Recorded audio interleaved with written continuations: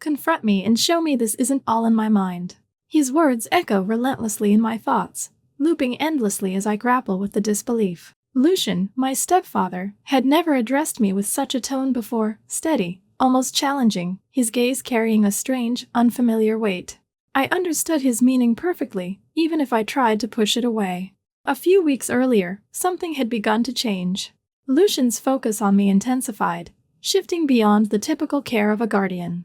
At first, it felt innocent enough, small, considerate gifts, casual praise, and the odd request to join him in the living room while my mother was out. I chalked it up to kindness. But as the days passed, his behavior grew murkier, tinged with something disquieting. I recall the afternoon I wore the short dress he gifted me. It was a simple day, my spirits light. I lounged in the living room as he skimmed the newspaper. Then, without warning, he lowered it and murmured, "You don't realize how remarkable you are." I offered a faint smile, fully aware of the undertone in his voice, though I kept silent. From that moment, I decided to pay closer attention, to bide my time, study him, and let his actions unveil what he truly meant. That night, the house felt eerily still. My mother had turned in early, leaving me alone with Lucian. As the hours crept by, his demeanor sharpened. He edged nearer, his words taking on a more intimate edge. Every phrase, every motion seemed to probe a line he was itching to cross. I stayed motionless, my thoughts a tangle of unease and curiosity. His approach was far from ordinary, yet I found myself oddly drawn to the challenge of seeing how far he'd go. I steeled myself to stay calm, waiting for the instant he'd lay his cards on the table. The silence in the room was thick, almost heavy. I tracked his every move, the deliberate way he shifted in his chair, the way his hand hovered close to mine under the guise of reading. He was testing boundaries, that much was obvious. In those quiet exchanges, I saw it. He no longer viewed me as the child I'd been, but as someone he could mold to fit his vision. I knew where this might lead, yet I let it unfold, watching him without interference. Then came the moment that changed everything. Later that evening, while we were sitting together in the living room after dinner, Lucian leaned in. His voice dropped to a low, steady tone as he repeated, "Turn around and show me that I'm not mistaken." The words hung in the air. I felt a mix of apprehension, uncertainty, and a subtle sense of empowerment. I stared at him, trying to determine if he was sincere or if this was just another one of his subtle tests. Taking a deep breath, I met his gaze evenly. "I know what you're implying," I said calmly. My voice was steady, even as my heart pounded. I did not raise my voice or act rebellious, but my expression gave nothing away. In that charged silence, I knew that every move from then on would influence the course of our relationship. I had to balance caution with the need to stay true to myself. I was not ready to surrender my independence completely. As the minutes passed, I felt the weight of his words settle over us. Lucian's eyes never left mine, and I sensed that he expected a response, a sign that I would either welcome or decline his approach. I chose to remain silent, letting the quiet build until it was almost tangible. Every second felt like an eternity, and I knew that the choices I made in the next few moments would be pivotal. I also realized that I was at a crossroads. If I allowed him to continue in this manner, nothing would ever be the same, yet part of me was curious about where this intricate game would lead. I resolved not to be a passive participant in this delicate scenario, to observe, learn his moves, and use my understanding to guide the situation, whatever the cost. The quiet in the room was profound. I could hear my own breathing as I weighed my options. I recalled every compliment and every ambiguous gesture from the past few weeks, understanding that the situation was evolving quickly. Tonight was a turning point. I could almost sense that what happened next would change everything, and I braced myself for the inevitable challenge of wills. I knew that the coming moments would be even more intense, the stakes were high, and the path forward was uncertain. I had no idea what his next move would be, but I did know one thing. I would not allow him to shape this narrative without clarity. I would wait for that moment when his true intentions became evident, and I would be ready. The next day, Lucian invited me to lunch at an upscale restaurant. I accepted his invitation without hesitation. Later, my mother questioned why I was chosen instead of her, remarking, "We rarely spend time together with Ophelia." His casual explanation did little to hide the underlying intent, and I already sensed that today's meeting was more than just a friendly lunch. The restaurant's atmosphere was modern and efficient. Lucian reserved a private table in a secluded corner to ensure our conversation remained uninterrupted. Once we were seated, He ordered a costly bottle of wine and arranged for discreet service. Every detail was handled with precision, as if designed to create an environment where nothing would distract from the discussion. Lucian began the conversation by discussing practical matters about my future. "You should think more about yourself," he said steadily while maintaining direct eye contact. "You have the potential to achieve everything you want if you focus on your own ambitions." As he spoke, his hand rested briefly on mine, a touch that was deliberate and measured. Although his tone was composed, I sensed that his interest in me extended beyond simple concern. I responded with a controlled nod and a slight, non-committal smile. Every word and gesture was carefully planned. Despite his outwardly supportive language, the subtext of his remarks hinted at a personal agenda. The way he touched my hand and the intensity of his gaze confirmed that our interaction was growing increasingly intimate. After our meal, Lucian suggested we continue our conversation with a walk in a nearby park. "Let's get some fresh air," he said. The change in setting felt natural. The formal ambience of the restaurant gave way to the calm, orderly paths of the park. We left the restaurant together and walked side by side along paved sidewalks, surrounded by neatly trimmed lawns and scattered benches. During the walk, the conversation shifted from general topics to more personal matters. After several minutes of quiet companionship, we reached a secluded area near a line of mature trees. There, Lucian stopped and turned to face me directly. "You know, there is something more between us," he stated plainly. His tone was firm, and there was no ambiguity in his words. I maintained silence, choosing not to respond immediately. My silence was a way to gather my thoughts and assess the situation. In that brief pause, I felt a shift in the balance of our exchange. Up until that moment, Lucian had led the interaction, setting the terms and guiding our conversation. Now, I realized I might have the opportunity to express my own desires. Without waiting for a response, Lucian continued, "Our connection isn't just about routine or convenience. There's something unique here, something that could redefine our relationship." His words were direct, and his steady tone left little room for negotiation. As he spoke, his hand moved again, briefly touching my arm with purpose. I noted every detail, the warmth of his touch, the steady look in his eyes, and understood that he expected me to acknowledge the deeper meaning behind his words. Despite the intensity of the moment, I kept my reactions measured. I asked a few clarifying questions about what he meant by something more, and his answers were plain and sincere. "I see potential for change in both of us," he said simply. "It's not just about what I want, it's about what you could become if you embraced the opportunity." His answers were pragmatic and devoid of embellishment. As we resumed our walk, the conversation took on a reflective tone. Lucian talked about opportunities and potential changes in my life without venturing into overly personal territory. "You have the strength to make significant decisions," he stated, his voice calm and steady. I listened carefully, aware that his words were as much about guiding my future as they were about deepening our current connection. We passed a few park benches where other visitors sat quietly, but our focus remained solely on each other. The steady hum of nearby conversation provided a neutral backdrop as I continued to weigh his words. Every sentence he uttered was deliberate and calculated to advance our discussion. I realized that this meeting was not just about the present moment, it was setting the stage for a future that would force me to confront important decisions. At one point, Lucian paused near a fountain, the sound of water setting a rhythmic pace for our conversation. "I believe that if you focus on your ambitions, nothing can hold you back," he said while offering his arm as we navigated a slight incline. I accepted the gesture, not as a sign of yielding, but as a practical acknowledgement that our conversation was progressing toward matters that would affect my life significantly. Eventually, the walk brought us back toward the park entrance. By then, the tone had shifted from casual to one that carried a sense of conclusion.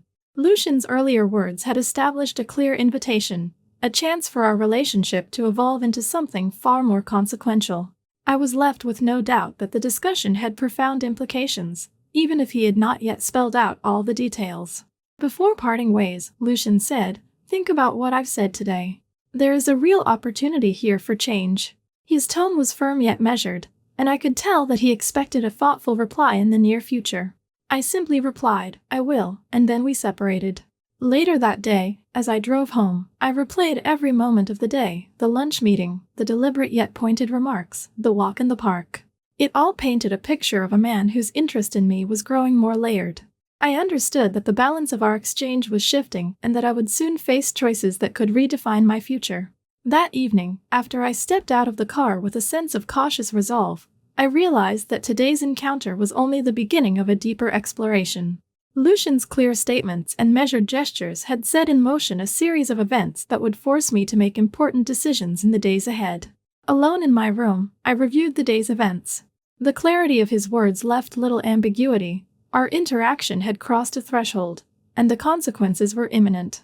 I understood that the change between us was deepening and that the next phase of our relationship would challenge everything I thought I knew about boundaries and choice. I prepared for the evening with one thought in mind. The stakes were rising, and I must decide how much I was willing to risk.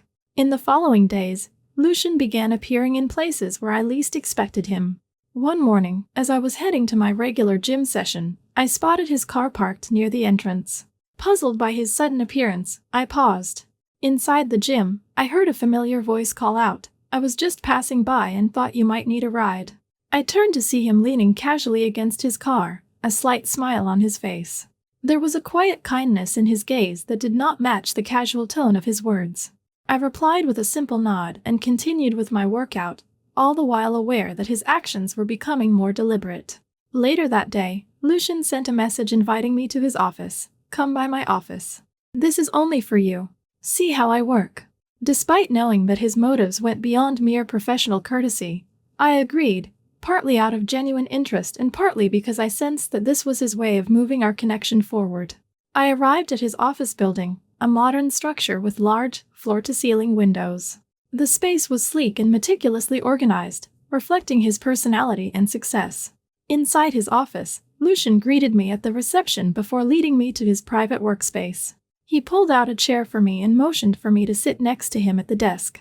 Several folders and electronic devices were arranged neatly as he began to show me his ongoing projects. "I want you to see the work that drives me," he said, his explanations clear and practical as he focused on the details of his business ventures. However, as the minutes passed, the conversation shifted from work to a more personal note. Pointing to a detailed chart on his computer screen, he leaned in closer and lowered his voice. "You're the only one who truly understands me." His words carried an intensity that invited a closer connection. I listened intently, aware that his comments were designed to bridge the gap between professional admiration and personal interest. I maintained a neutral expression and answered with brief, thoughtful remarks. Although I asked a few clarifying questions to ensure that the discussion stayed centered on practical matters, I could sense that Lucian was carefully choosing his words to leave a lasting impression. Every action seemed intended to deepen the connection between us. That evening, after my mother had returned home, I went back to my room only to find a neatly folded note on my desk. The note was short and direct. "We need to talk in private. Don't make me wait." The message was clear, and it added a new layer of urgency to the evolving nature of our interactions.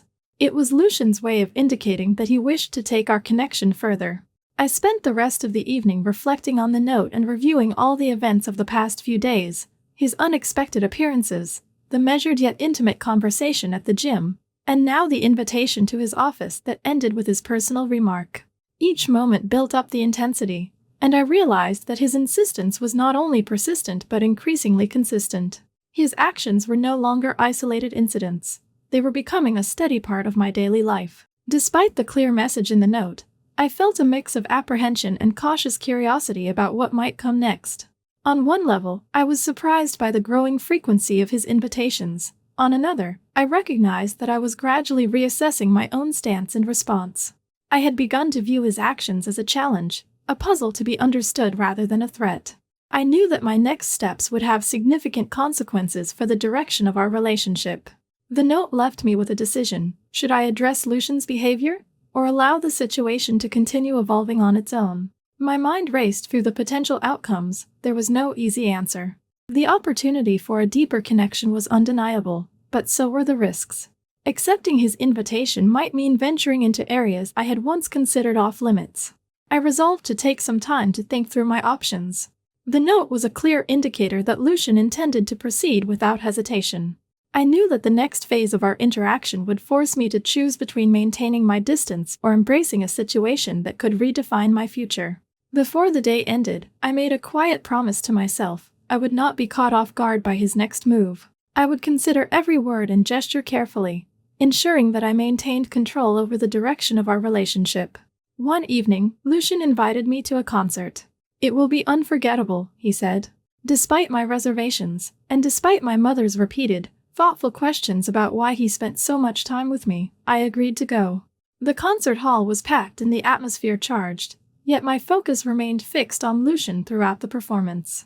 He appeared somewhat nervous, yet did his best to project calm assurance. I noticed every subtle shift in his behavior, understanding that his mood had evolved from casual to something more sincere.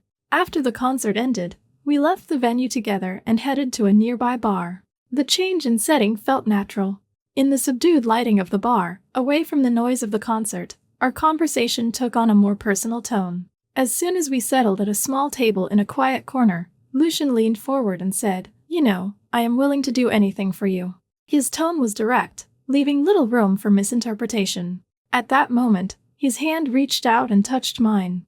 I withdrew my hand slightly, a brief reaction that masked both my surprise and a quiet recognition of his genuine vulnerability. Trying to keep the situation balanced, I offered a small smile. "I need to understand your intentions more clearly. Why do you always hesitate, Lucian?"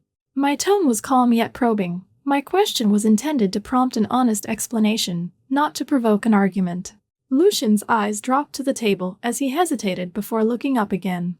The brief silence between us was filled only by the soft background music and quiet conversation. I waited, knowing that his response was important. Finally, he met my eyes and said quietly, "Because I am afraid of losing you." His admission was succinct and plain, no elaborate declaration, just a simple statement weighted with vulnerability. I noted the slight tremor in his hand and the way he avoided lingering on my gaze. His confession revealed a softness I had not anticipated in someone who always appeared so assured.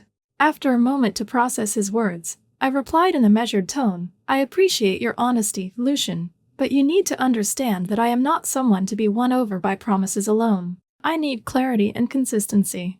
My response was straightforward, leaving little room for further ambiguity. I wanted him to understand that while his confession was sincere, it did not resolve the underlying questions in our evolving relationship or justify the growing familiarity. For several seconds, Lucian remained silent, his eyes fixed on the table as if gathering his thoughts. The tension at our table had shifted noticeably. What he had just admitted, and what I had said in response, marked a turning point in our interactions. It was clear that our dynamic was changing, from a series of cautious gestures to a conversation about our true feelings. In that quiet moment, with the ambient noise of the bar fading into the background, I realized that our next steps would have lasting consequences. I finished my drink in silence, letting the weight of our exchange settle. Lucian's next words, or even his silence, would shape the future of our connection. I knew we had reached a decisive moment, a point where I needed to decide whether to embrace his persistent invitations to deepen our connection or to assert my own boundaries more clearly. The night was far from over, and the decision that lay ahead would ultimately shape everything that followed. The next evening, I found myself alone at home again. I had chosen the tight dress that Lucian always admired, knowing it would capture his attention. As I made my way downstairs, I could already sense a gentle anticipation in the air. Lucian was waiting in the living room with a glass of wine in his hand. His posture was calm, but his eyes reflected a subtle eagerness.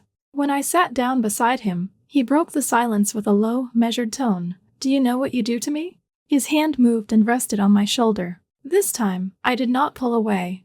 I met his gaze directly and replied, "And are you sure you want this?" My words were simple and direct, leaving little room for misunderstanding.